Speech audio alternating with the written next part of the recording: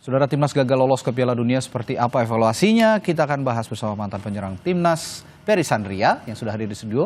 Lalu ada juga Ketua Paguyuban Supporter Timnas, Ignatius Indro. Selamat malam, Mas Selamat Ferry. malam. Selamat malam, Mas Radi. Dan juga melalui sambungan virtual ada analis sepak bola M. Kusnaini. Selamat malam, Bung Gus. Malam, Mas Radi. Ya. Malam, Coach Ferry. Selamat malam juga, Mas Gus. Selamat malam, Bung Gus. Kita kupas sedikit lah ya pertandingan-pertandingan babak 4 kualifikasi Piala Dunia kemarin yang berlangsung di Arab Saudi. Tapi saya ingin yang tadi malam dulu deh, yang kita hadapi dulu kemarin. Saya melihat ada sangat-sangat nuansa yang berbeda ketika peluit dibunyikan. Wah, ini baru formasi yang benar dan the right man and the right place gitu kalau saya lihat. Mungkin saya berandai-andai mungkin kalau ini diterapkan ketika melawan Arab Saudi akan berbeda ceritanya. Anda punya pandangan lain, Bung Ferry? Pandangan saya kalau kita bicara statistik, saya rasa memang Irak lebih unggul daripada kita. Tapi kan ini sekarang situasinya berbeda. Ya. Kita lihat semalam permainan timnas kita lawan Irak tuh kayaknya enak ditonton. Sangat gitu. Mendominasi. Sangat mendominasi, tetapi sayang memang peluang-peluang yang ada di depan gawang itu memang agak sulit gitu ya. Karena di center belakang juga, center back belakang juga mereka begitu disiplin dan ketat juga pemain striker kita. Ya, di sini perbedaan kita lawan Arab. Sebenarnya Arab itu waktu kita pertama main dengan mereka, kalau menurut saya tim Arab itu tidak istimewa dibandingkan dengan Irak. Ya kan? Tapi di sini juga Irak juga harus menjaga pertemuan Indonesia dengan mereka. Ya. Kan mereka ini kan menang terus nggak pernah kalah. Ternyata memang terbukti memang tim ini sama-sama punya kualitas. Gitu.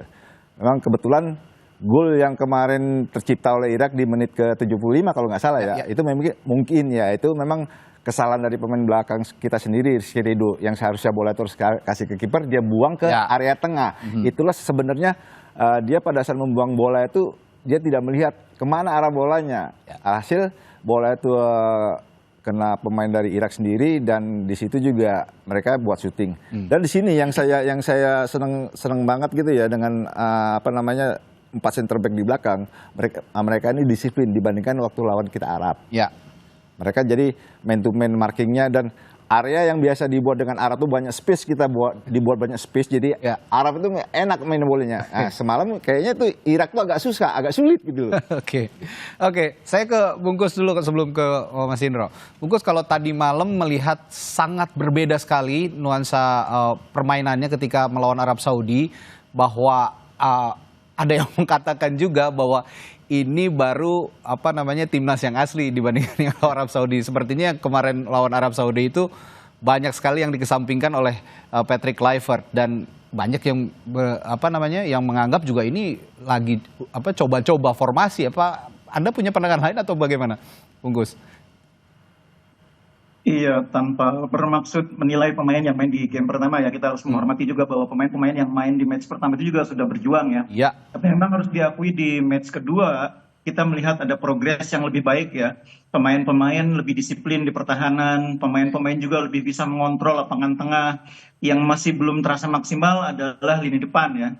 Kita punya beberapa peluang tapi tidak bisa dimaksimalkan. Tapi secara keseluruhan saya memang melihat ada progres dari pertandingan pertama ke pertandingan kedua.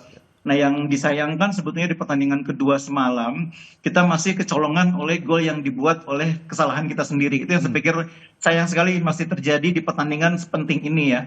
Dan yang kedua, ketika situasi kita sudah ketinggalan, saya melihat babak kedua tuh Indonesia malah lebih tertekan dibanding babak pertama. Babak pertama kita lebih mendominasi, tapi babak kedua lebih tertekan dan respon pelatih menyikapi situasi itu menurut saya tidak cukup ya. Tidak cukup untuk mengubah situasi. Nah, ini yang saya pikir menjadi problem dalam 2 pertandingan di putaran keempat. Game adjustment ya. Jadi artinya ketika situasi atau skenario yang disiapkan itu tidak berjalan, itu adjustment yang dilakukan pada saat pertandingan, perubahan taktik berjalan, itu sejauh ini saya lihat tidak maksimal ya. Ketika melawan Arab Saudi kan juga kurang lebih sama. Game adjustment-nya agak lambat. Sehingga akhirnya kita kesulitan, kehabisan waktu untuk mengejar.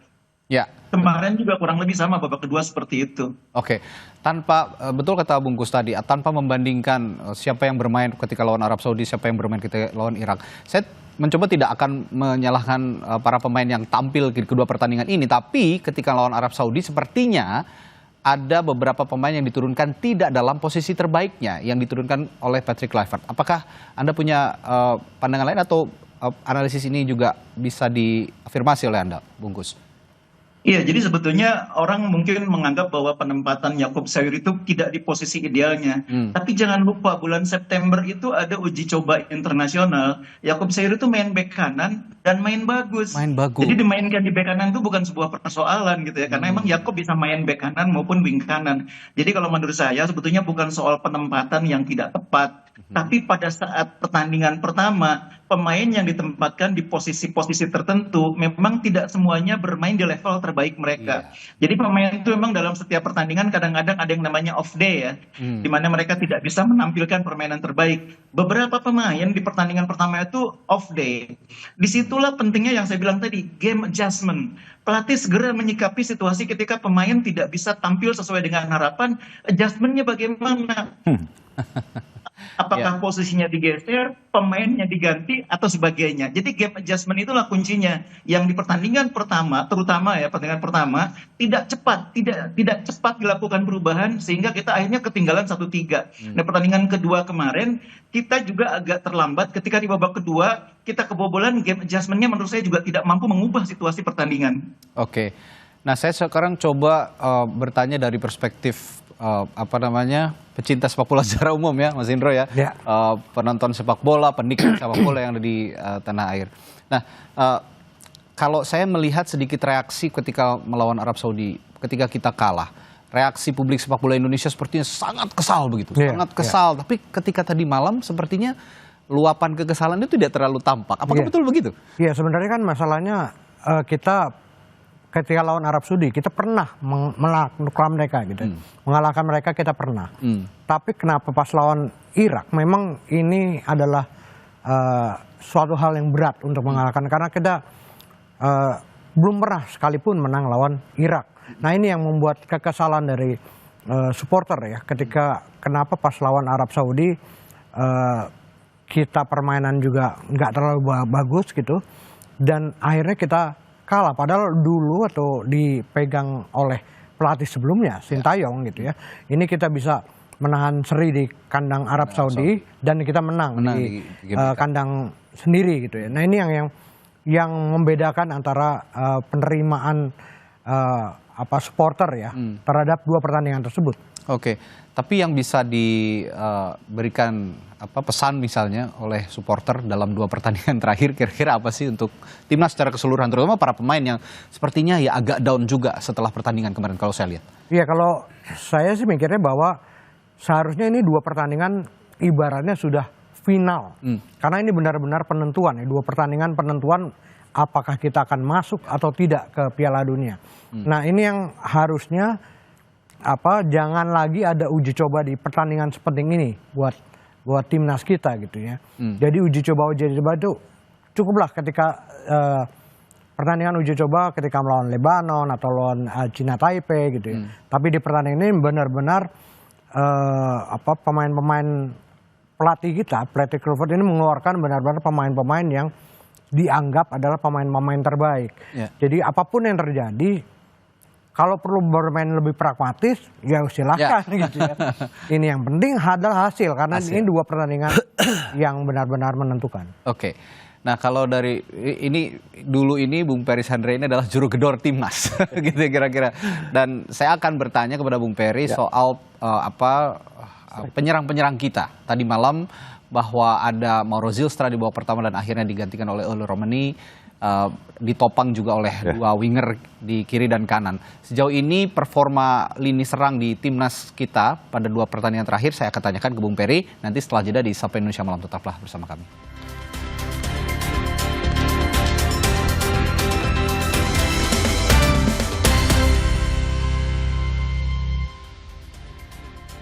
Saudara, usai timnas Indonesia gagal lolos ke Piala Dunia 2026 karena kalah dari Irak, sejumlah warga memberi tanggapannya. Ada yang menyebut karena kesalahan pelatih, ada pula yang bilang bahwa Irak memang memiliki pemain yang lebih unggul. Menurut Mas Fauzan sendiri seperti apa? Ya, pertandingan yang semalamnya sih udah bagus ya mainnya. Cuman ya karena lawan Arab aja kemarin yang udah ngaco. Terutama ya pelatihnya sih, Patrick, yang menurut saya enggak sih. Sebenarnya timnas udah main lumayan bagus ya sebenarnya Mbak ya. Cuma mungkin komposisi pemain aja sih. Mungkin kurang dipikirkan dengan matang lah. Jadi ada mungkin beberapa pemain yang pada akhirnya tidak perform. Ya sebenarnya saya sudah mulai kecewa ketika versus Arab ya sebelumnya ya. Karena ekspektasinya kan sebelumnya permainan kita kan lumayan cukup bagus ya. Tapi kenapa ketika kita lawan Arab akhirnya jomplang banget ya. Ya makanya itu mungkin ada kesalahan strategi lah di awal. Mungkin dalam hal ini kan di jajaran kepelatihan ya. Itu yang cukup lumayan mengecewakan lah akhirnya. Karena ekspektasi kita cukup tinggi di lawan Arab gitu. Karena ini kan kalau lawan Arab kita menang aja akhirnya mungkin bisa mempengaruhi ke laga versus Irak gitu kan. Ya itu tadi pendapat para pecinta bola di tanah air. Ada yang bilang kurang responsif pelatihnya, ada yang juga menilai soal komposisi pemain yang tidak tepat ditempatkan oleh pelatih dan berbagai macam. Tapi saya ingin tanya lini serang tadi ke Perry. Kedua pertandingan kemarin timnas melawan Arab Saudi dan juga Irak. Sebelumnya di depan sepertinya tidak ada benar-benar striker murni yang dipasang ya bantu lawan Arab Saudi. Di depan ada Ragnar Ratmangun dibantu juga sesekali oleh Milano Jonathans. Nah di pertandingan melawan Irak di sana ada Mauro Zilstrand. Kira-kira dan juga digantikan oleh Romani di babak kedua. Nah kira-kira dari dua pertandingan terakhir ini serang kita sudah menunjukkan hasil yang paling optimal atau sebenarnya masih bisa lebih baik lagi dari yang kemarin? Ya, menurut saya mungkin permasalahan memang selama ini di tim nasional itu permasalahannya di penyerang, ya gitu, goal getter ya kalau kita bilang ya. Dari zamannya pelatih sebelumnya memang permasalahannya di situ juga. Kebanyakan mereka mengandalkan dari gol-gol dari second line, bukan striker murni. Ya. Ini juga nanti untuk kedepannya pelatih-pelatih kita ini juga nanti harus benar-benar jeli untuk mencari pemain striker. Apa kekurangan di tim ini? Saya rasa kalau untuk pertahanan dan untuk di gelandang saya rasa sudah cukup. Permasalahan memang harus di tengah. Kita ini tidak punya striker murni. Dan di sini ada oleh Romani. Tapi kita lihat dalam dua pertandingan beliau juga dimainkan di babak pengganti. Ya. Saya berharap kemarin itu lawan Irak dia turun full time.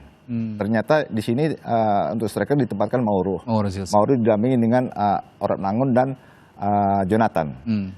Kerja mereka juga kemarin tiga ya kalau saya katakan memang ya bagus lalu cukup lumayan meskipun tidak begitu agresif. Di sini kita harus membutuhkan yang punya penyerang satu naluri golnya tinggi dan dia juga agresif. Bukan hanya bukan hanya terima bola aja tapi dia harus pinter menempatkan posisi dia sebagai striker. Dan yang kedua juga dia harus sebagai kalau orang bilang tuh pembunuh udara dingin. Itu yang susah dicari striker ya. Striker ini kan bukan harus dia punya kecepatan, tapi pinter gitu. Tadi saya katakan tadi pinter, ya. Yang saya katakan tadi pinter itu menempatkan posisi dia pada saat bola ada di mana. Itulah sebenarnya striker yang paling berbahaya. Di sini juga di sini juga si Ole ini pinter sebenarnya. Tapi kenapa nggak dimanfaatkan kemarin main di babak pertama? Tidak full game gitu diturunkan gitu. Kenapa harus dicadangkan? Kalau saya lihat di melawan Arab Saudi memang agak stuck aliran bola ke lini depan, tapi kemarin pada saat melawan Irak sebenarnya dari semua sisi aliran bola ini cukup deras mengalir ke lini depan, dari sisi kiri, sisi kanan, dari tengah aliran bola yang cukup matang mengalir ke lini depan. Bungkus, apa yang perlu dievaluasi dengan pertandingan melawan Arab Saudi yang lini tengahnya kurang optimal menyumbangkan aliran bola ke lini depan, tapi kemarin aliran bola yang banyak begitu deras tapi tidak bisa dimanfaatkan. Apa yang bisa dievaluasi, Bungkus? Ini kalau saya menyambung dulu apa yang disampaikan tadi oleh Coach Perry ya. Jadi persoalan lini depan itu sebetulnya kita sudah tahu sejak beberapa bulan yang lalu. Oleh Romani cedera. Karena itu bulan September pelatih harusnya menjadikan uji coba melawan China Taipei dan kemudian melawan Lebanon itu adalah semacam gladiresik untuk bermain kalau tanpa striker andalan. Itu kan harusnya di skenario kan. Ore kan waktu itu kan sejak awal kita tahu kondisinya tidak mungkin main 100%. Paling tinggi pun mungkin hanya 90%. Nah, skenario-nya itu harusnya diuji coba di bulan September. Nah, saya melihat skenario itu ternyata tidak bisa disiapkan dengan baik sehingga di pertandingan lawan Arab dan lawan Irak kemarin kita tetap mengalami kebuntuan. Kita lawan Arab itu bikin 2 gol, itu dua-duanya bola mati penalti loh. Jadi artinya lini depan itu persoalannya tidak terpecahkan. Nah yang kedua, aliran bola sudah banyak ke depan, tapi tidak bisa menghasilkan peluang mencetak gol. Karena persoalannya satu, kreativitas itu harus datang dari skenario yang disusun atau game plan yang disusun oleh pelatih. Nah, game plan-nya itu tidak cukup untuk menciptakan situasi untuk membongkar pertahanan lawan. Makanya mau sebanyak apapun bola dialirkan ke depan, kalau kreativitasnya kurang, ya hasilnya kan seperti itu. Mudah Itu sudah terbaca ya? tercermin sebetulnya waktu kita lawan Lebanon. Waktu lawan Lebanon, ingat lawan Lebanon itu kita mengurung pertahanan Lebanon. Tapi kalau kita menghadapi lawan yang bertahan dengan garis pertahanan rendah, itu kan di situ gunanya pelatih itu kreativitasnya, skenarionya, perubahan taktik berjalan tuh kelihatan di situ kemampuan pelatih membongkar pertahanan lawan. Nah, kemarin lawan Irak, babak pertama tuh Irak bertahan agak dalam di bawah. Mereka nunggu kita. Dan mereka berhasil karena dengan cara itu mereka sudah lihat waktu lawan Lebanon kita kalau mereka bermain dalam kita juga nggak mudah masuk. Nah, itu harusnya waktu lawan Lebanon situasi seperti itu sudah bisa dibaca. Kemarin waktu lawan Arab, waktu lawan Irak, solusi yang didapat dari uji coba lawan Lebanon itu adalah jawaban dari cara membongkar pertahanan lawan yang main terlalu bertahan. Ada skenario lain, ada plan A, plan B, plan C, bahkan kalau perlu sampai plan Z begitu ya, sudah disusun oleh pelatih ini menghadapi situasi-situasi sulit seperti yang timnas hadapi ketika melawan Irak. Tapi tadi malam yang ramai dibicarakan juga oleh warganet, pencinta bola adalah kinerja wasit nih. Mas? Kalau tadi malam kita lihat wasit asal Cina ini banyak atau asal Tiongkok ini banyak mengeluarkan putusan kontroversial, apakah juga dari supporter melihat banyak? Ada beberapa hal sih, terutama ketika dijatuhkan ketika dia peluang bersih ya itu ya. Peluang bersih, tapi tidak ada kartu merah, ini juga jadi pertanyaan tentunya. Dan wasit juga jarang sekali melihat VAR gitu kan. Ini juga beberapa menjadi pertanyaan. Tapi di luar itu yang kita lihat adalah seperti yang Bungkus dan Mas Ferry katakan bahwa memang kita kurang memiliki striker yang benar-benar bisa membunuh ya, kill the game gitu. Nah, ini yang kita memang kurang dan saya tidak tahu apa yang terjadi di kepelatihan ataupun apa gitu ya. Banyak isu juga yang beredar tentang hal itu. Nah, ini yang bisa harusnya di PSSI ataupun kepelatihan menjawab semua itu dengan tepat ya. Oke. Sebenarnya mungkin saja ya Bung Peri kalau melihat striker-striker kita ada Ole Romani, ada Mauro Zylstra, mereka punya kualitas yang bagus tapi tidak di drill atau tidak dieksplor oleh pelatihnya. Apa benar demikian atau ada pendapat lain? Ya, saya rasa kesalahan sebenarnya juga ada di pelatih sebenarnya gitu loh. Apa dikatakan Bung Kusna ini tadi, masalah uji coba sebenarnya itu contoh sebenarnya kita harus berbuat sesuatu gitu loh. Pada saat kita punya striker andalan kita Ole, pada saat dia cedera, ini siapa penggantinya? Nah, kemarin kita sebenarnya sudah harus bisa siapa pengganti Ole waktu pada saat kita uji coba lawan TP. Nah, ini memang harus dibuat kreatif. Jadi dalam sepak bola itu kalau kita susah untuk menerobos pertahanan yang kuat, di sini juga permainan dan pemain juga harus kreatif gitu loh. Oke dah, kalau striker pemain dijaga dengan ketat, dengan disiplin, tapi kreatif dari belakangnya juga harus muncul gitu, harus bisa manfaatin peluang-peluang yang ada yang diberikan oleh pemain striker. Dan striker itu bukan hanya dia harus berdiam diri, striker murni, dia juga harus bisa memberikan ruang buat yang lainnya untuk masuk buat peluang gol. Memberikan celah-celah kemungkinan dari sisi manapun gitu ya di lini depan itu untuk bisa membuka peluang menciptakan gol. Meskipun nanti terciptanya gol tidak dari striker misalnya dari lini tengah, tapi strikernya juga bisa membuka ruang. Untuk sementara ini kan sebelum adanya Ole Romani waktu di zaman pelatih Sintayong yang bisa membuat gol kan dari second line semua, bukan hanya striker. Nah, sekarang ada Ole Romani yang berapa kali pertandingan di round 3 dia bisa cetak sudah 3 gol. Terus kemudian pendatang baru gitu. Nah, kalau tadi Bung Peri sudah menyinggung sebenarnya ini salah pelatih. Manajer timnas kita juga secara terang-terangan bilang bahwa pelatih ini harus dievaluasi. Tapi cukup dengan pelatih saja atau bagaimana kira-kira Bungkus? Iya, jadi evaluasi ini memang harus menyeluruh. Pemain dievaluasi, manajemen dievaluasi, dan terutama pelatih dievaluasi. Kalau pemain, saya lihat memang semua sudah berusaha menunjukkan kemampuan terbaik ya. Memang ada beberapa pemain seperti yang saya bilang tadi waktu lawan Arab Saudi tampil tidak optimal. Tapi kan ketika pemain tidak optimal seperti yang saya bilang tadi, pelatih bertugas untuk mengoptimalkan, menggeserkah, mengganti formasi kah, mengganti pola kah, mengganti game plan. Nah itu yang menurut saya semuanya memang pada dasarnya itu di tangan pelatih. Keputusan apa yang akan dilakukan oleh pemain di lapangan itu decision making itu dibuat oleh pelatih di pinggir lapangan. Pemain menerjemahkan. Jadi terutama yang harus dievaluasi dan terutama yang harus bertanggung jawab memang jajaran kepelatihan. Sepak bola ya seperti itu. Jadi dalam sepak bola tidak ada pemain yang salah. Seperti halnya dalam tradisi militer tidak ada prajurit yang salah. Yang salah itu jenderalnya. Jenderalnya ya pelatih-pelatih itu. Iya. Oke.